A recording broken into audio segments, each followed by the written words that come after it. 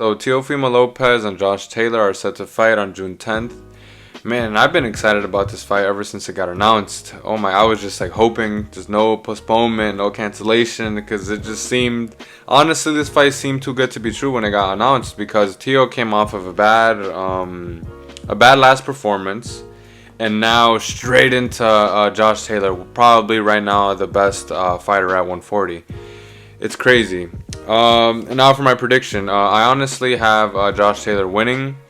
I have him either stopping or just outpointing Teo. I honestly don't think that Teo could give Taylor any trouble.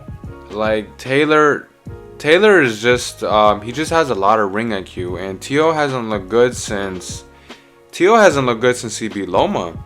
You know. But I'm just gonna get straight into the toe of the tape. Before I go on, I just want to tell you guys I have Teo as a 40 and Taylor as 60. This is a 60-40 fight in my opinion. I think Taylor is gonna win, but I don't think it's gonna be a complete blowout or a wash, or he's just gonna beat the shit out of Teo. No, Teo definitely has a shot. He has that power. Okay, so what does Teo need to win? I have B on the inside. Teo is actually a very good counter puncher. He likes to counter, sometimes maybe too much, where he could just even like telegraph it. But if he does that on the inside with a taller fighter like Josh Taylor, man, he could even hurt Josh Taylor, can knock him out. Seriously. I have the jab in every single of my predictions. I don't care who it is. I'm always going to have the jab. If it's a boxer, if it's a brawler, I'm not really going to suggest the jab. But if it's a boxer like Teo or Taylor, things like that, I'm always going to say jab.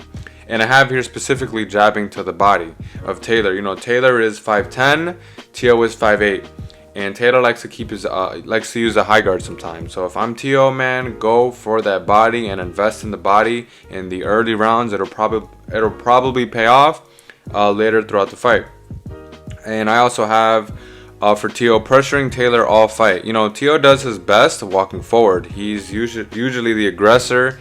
He has a very aggressive style, and I don't think that style does good if he's walking backwards. So if I'm Teo, I would bring it all night to Taylor. Like, you want to just rip his head off, And lastly, I have avoid the ropes and the corner.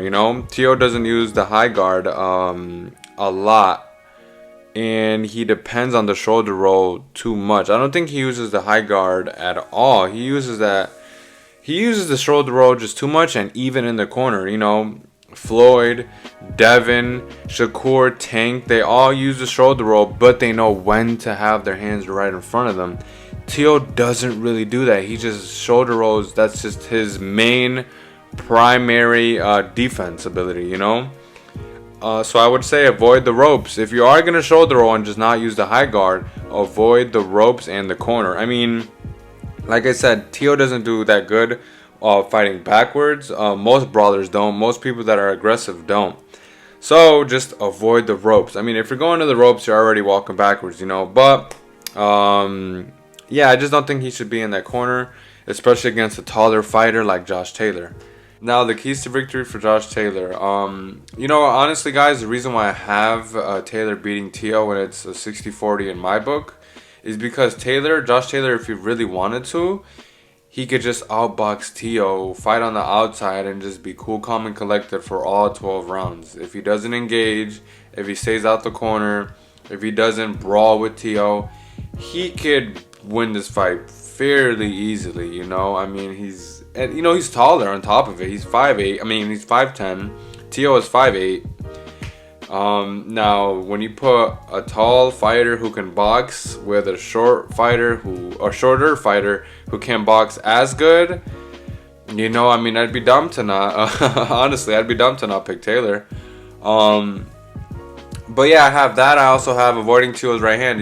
Teo has a really good left hook and a straight right hand. If Taylor does get hurt, in my opinion, I feel like it will be from the right hand. Maybe a good setup by Teo. So if I'm Taylor, Taylor's a southpaw as well.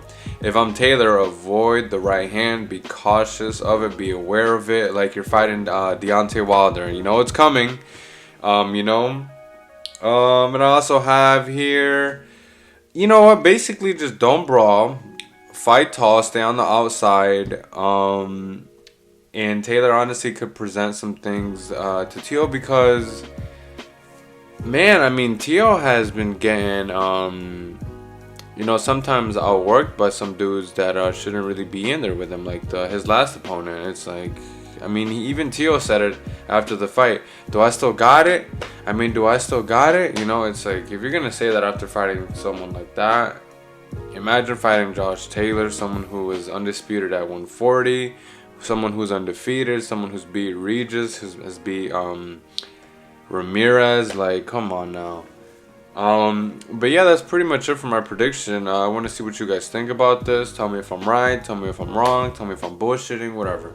Comment, like, subscribe. Politrix out.